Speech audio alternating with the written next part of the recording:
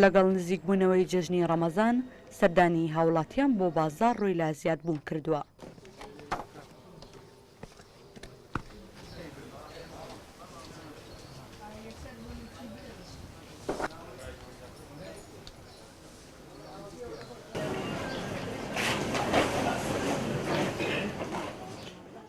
هاوڵاتیان هاتوون بۆ کڕینی جلوبەرگ و پێداویستیەکانیان بۆ جەژنی ڕەمەزان و دەڵێن سەردانیکردن و پەیوەندیە کۆمەڵایەتیەکان بەرەو کەمی چووە، تەنیا لە جەژنان سەردانیکردنمان بیر دێتەوە.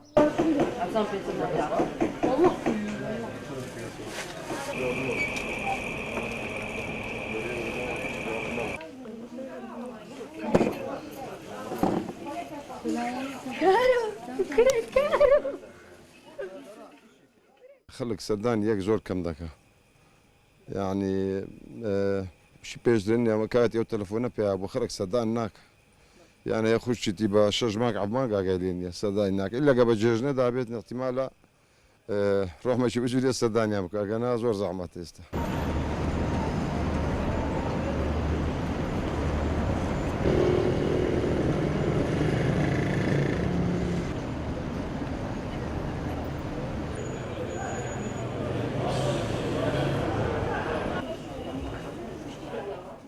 کاسبکاران و دوکانداران سەرقاڵی کاری خۆیان و دەڵێن بەراورد بە ساڵانی پێشوو تایبەت پێشجێژن بازار چۆڵە.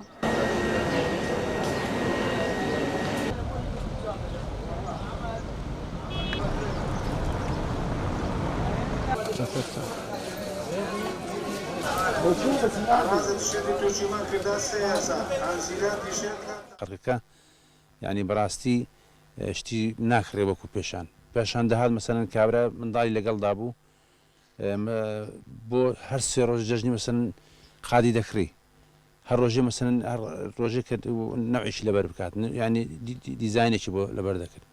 بەس ئێستاکانە یەک دانەی دەکرێ، دانەکەش بە یعنی وەکو بە دڵگرانی دەیکڕێ.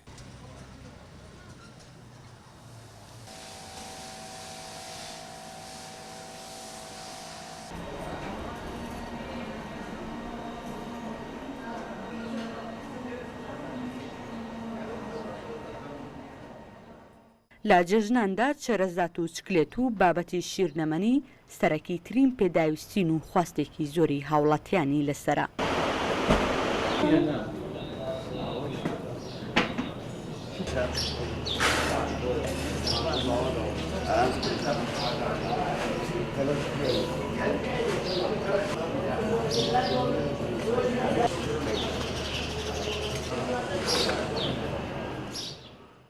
لە جەژناکە نزیک دەبینەوە عادەتەن خەڵکی ئێمە وەکو ئامادەکاری وەکو پێشکەشکردن زیاتر حەزی بە پێشکەشکردنی سەرەزات و شیرینیە بۆ میوانەکانی، چونکە سەردانیکردن و پەیوەندی کۆمەڵایەتی لە جەژنا زیاتر بەپتە دەبێت، خەڵک سەردانیەتی دەکات بۆ جەژنە پیرۆزە و شتانە، بۆیە زیاتر ڕەغبەت دەکەوتە سەر سەرەزات و شیرینی و چوکلێت و ئەو بابەتانە. ئێمەش وەکو هەموو ساڵێ ینی ئامادەکاری تەواومان کردووە و ئەشیای باشمان هینایە و بۆ پێشکەشتنی مشتریەکانمان ینی شتی چاکمان نییە.